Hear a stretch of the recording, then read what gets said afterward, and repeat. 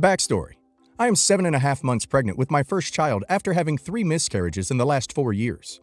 My fiance and I have kept my pregnancy a secret from both of our families until we were told by my doctor that everything looked perfect and I wasn't likely to miscarry again.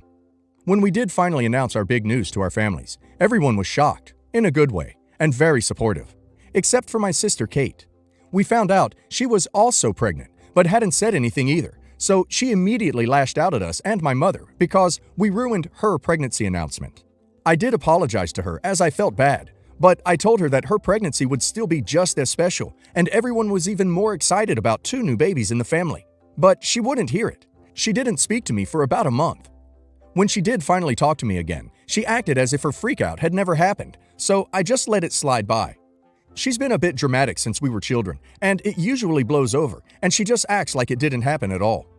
At this point, I was at almost 5 months, and we would be finding out the gender of our baby soon. She was at 3 months, and asked what I thought I was having. I just told her I think it's a boy, but who could know? And she flipped. She called me to scream at me saying she deserves to have a boy. I can just have a girl and deal with it. I was baffled.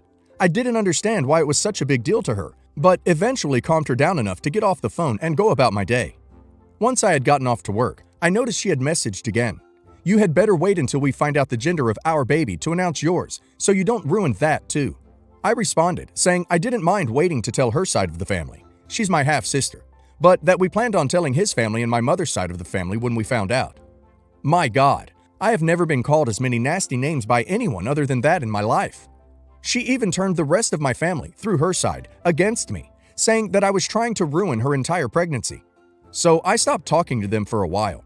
I couldn't deal with the stress, and it made me an emotional wreck because that part of my family now hated me. The only one who took my side was my stepmother, bless her. A couple more weeks passed, and it was finally time to find out what we were having. Yay! The day we had my ultrasound, we told everyone, including my stepmom, and she let it slip to my sister that I was indeed having a boy. Kate continued not to speak to me. Now, recently, she's found out she is having a baby girl, and I'm excited for her, but I won't talk to her at all now. I've had to block her on all my social media and her phone number because she was blowing up my phone with hateful messages, calling me a B and a useless C because I got her boy, and that I deserve to lose this baby too for being a terrible person and ruining her pregnancy, and leaving voicemails and messages saying how much she hopes my baby dies. I've now accepted that I may never be able to be part of that part of my family again because of this. I think even if I wanted to do that, I could never forgive her for being so hateful. Side note.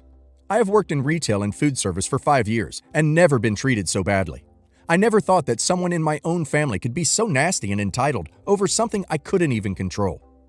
Well, you could always show them the text about her being crazy about all this. It may help some of them to understand that it's not you. I did try, but only one of my younger brothers believed me. Everyone else still believes her and thinks that I'm just trying to one-up her and steal her thunder. I know it's horrible the way she is acting, and it's sad that you may never have a relationship again. But she threatened your baby's life. Like, she knows how much suffering you both have gone through to have your baby, and she literally wished that you would lose his life. I don't know about you, but even if she tries to reconcile with you after her crazy rage, I would not be able to tolerate her after threatening you and your baby's life. Not to mention, I'd be scared that she would do something to your little one. An example would be if your little one had an allergy to a certain food, peanuts. She would feed your little one a peanut product. I just wouldn't trust her ever again. I would totally show all the hurtful messages and a threatening of the baby's life to that side of the family. And if they still side with her, then they are baby K's too. Good riddance to get rid of them and their toxicity.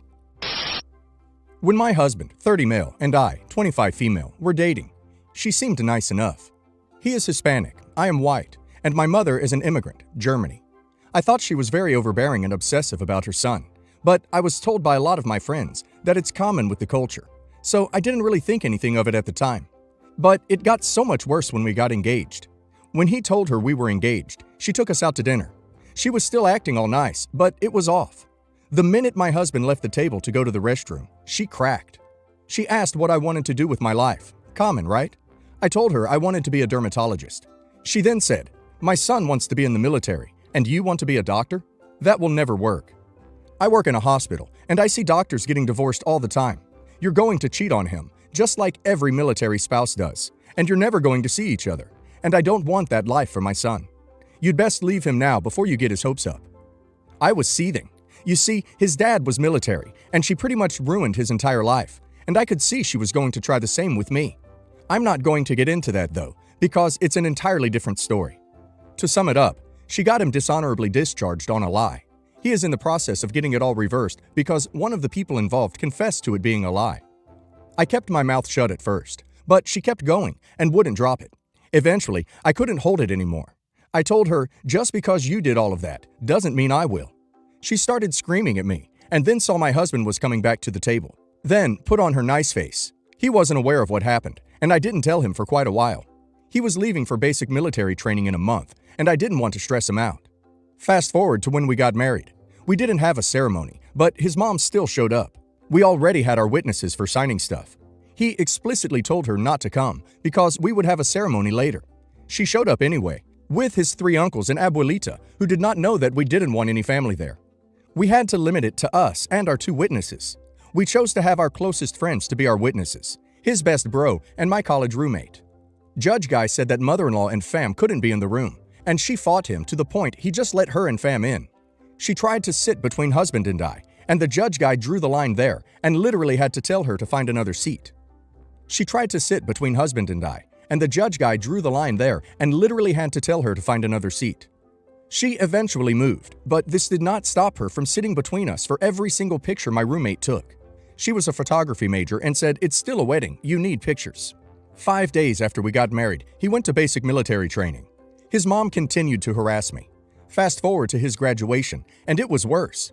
She tried to sit with me for the spouse briefing or whatever, and a military guy had to tell her to leave. She tried to come with me to another special spouse thing, and had to be told to leave that as well. She constantly tried to tell me I didn't care throughout the ceremony, and even said she would bet money we won't last a year. This graduation happened the same week as my finals week for college. I was tired, I was stressed, and I was graduating the week after. She was making everything awful, but I put on a face for my husband because he was super proud of himself and I didn't want to ruin his graduation. Fast forward to when he got sent to tech school. My parents were pushing me to move out because I was married and stuff. Reasonable. Husband secured base housing for me, and we were going through the moving shindig. He could not help because tech school. My dad helped a lot and got everything together at his house. Husband had some stuff at his mom's house he wanted, so I scheduled with her to have my dad and I come get his stuff. All during this moving stuff, she kept asking my dad a lot of questions about me and gossiping and stuff. My dad was military, and he doesn't have a filter. He told her either get out of my way and shut up, or start packing, among other things. She did not like this. Fast forward to when she came to visit at our base after tech school. I heard her talking garbage about me to Abuelita, about how I took her son away and poisoned him, or whatever. He had started standing up to her BS because his dad told him what happened and he got pissed. For whatever reason, grandmothers have always loved me. Abuelita slapped her, and for whatever reason, grandmothers have always loved me. Abuelita slapped her and told her to essentially get her head out of her butt. I figured maybe this would actually help her stop the nonsense. It did not. She started talking garbage about me to my husband and started calling my workplace. I work at a college in administration. She started calling my work, saying I was violating policies and being rude and all kinds of stuff. This led to a sit-down with my boss and the big boss. I also had to have a discussion with HR. I was suspended while they did a bit of an investigation. When they decided that it couldn't have been true, they talked to me again and got my full side of the story. Luckily, they believed me, but that didn't make her stop. However, it still looked really bad because they have to make a report every single time.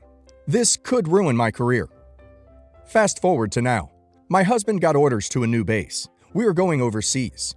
Now she is pretending to be nice, saying stuff like, "Oh, I can't wait to visit you," and all that. My husband is saying that maybe she's getting better. She's not. She gave him wrong advice on what to do, and now we're having to do a lot of stuff last minute that we should have gotten done months ago. I told him to double check with his people, but he didn't, and there's only so much I could do on my end. Luckily, we're getting it together and it's working out. If we hadn't, it would have ruined his career.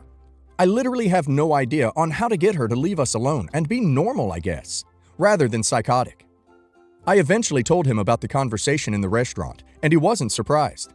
He asked if that was why I gave up on medical school. It wasn't. I had a lot of medical stuff come up and had a change of career choice. I couldn't have survived the stress, literally. So yeah, lots of fun. Edit to add. I blocked her on every social media platform not long after she started giving him false advice and stuff about the move. Probably should have mentioned that. And we are both planning on going to therapy for a variety of reasons, individual and couples. We're hoping that the therapy helps us better establish boundaries and stuff. Wow, lots to unpack here. That's no way to live. It sounds miserable. It's not your place to put her in line. It's your husband's place. She needs firm boundaries. You and your husband really need counseling to figure this out. If your husband doesn't want to go, you should go alone. Also, think about your future together if he decides not to go to counseling to figure this out with you. You don't want to bring children into a marriage where your mother-in-law is sabotaging your parenting or turning your kids and husband against you. You need to stop covering up for mother-in-law to your husband. Y'all need to drop the rope and kick her out of your lives, really. She won't get better and never will. Time to move on with your lives. So, to give some context, my father is a gynecologist that used to work in the NHS of my country, where most people would get free health care, as in most countries, including Planned Parenthood consultations and methods. Whenever a doctor has to make a procedure, they have to ask the patient or a family member, legal guardian if the patient is unconscious, for approval and a signature after explaining the options and risks. One day, my father did this to one of his patients. She wanted to get a contraceptive patch to avoid getting pregnant. He told her that, as all methods, it wasn't perfect, but that it was one of the best, with up to a 99.7% success rate. But she needed to regularly come to get it checked so it could have the best results. If used incorrectly, it can decrease to a 91%. She agreed and signed the approval. One day, that patient came very angry at him with his lawyer.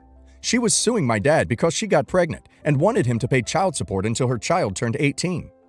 My dad was shocked, as she knew the risks, and in his 20 years of working in the NHS and privately, no one had ever had the nerve to ask for such ridiculous request. He got a lawyer, and after 2 years of legal bureaucracy and what should have been an open and closed case, because he had the approval signed by her, acknowledging she knew the risks, he won. I don't think he got paid anything, because our legal system sucks, but at least he could get this behind him.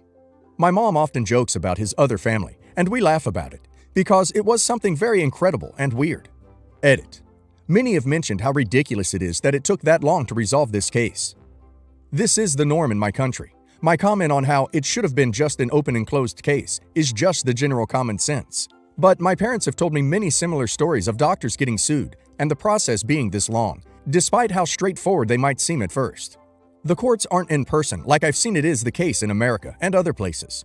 Here, most people never see their judges. Usually, the lawyers just gather documents and evidence and submit it to the government offices and wait for the judges to ask for more documents, or make corrections, or get signatures. And there are other tools in our law that can help victims, but usually make all the legal processes slower. He should have countered her with, well, if I'm responsible for the baby, I'm going for full custody. I have a secure home life and I'm a doctor. You think you stand a chance? You don't even know how babies are made. Your dad should have flat out laughed at both the lady and the lawyer's faces and tell them he's not the father of her kid since he's never slept with her, so he's not responsible for any child support, and that he won't pay a single dime for a kid that was never his to begin with, no matter what any attempt at taking him to court might say. Tell crazy lady and lawyer that he bets the court would have laughed them both out of the room once they explained how a man who's never slept with the lady is somehow responsible for paying another man's child support, just because the contraceptive she used failed on the Real Plus, unless this was before paternity tests. Until a paternity test came back proving your dad was the bio dad, no court should have been able to force him to do it. He wasn't obligated to pay squat if he didn't want, especially since the two of them weren't even married.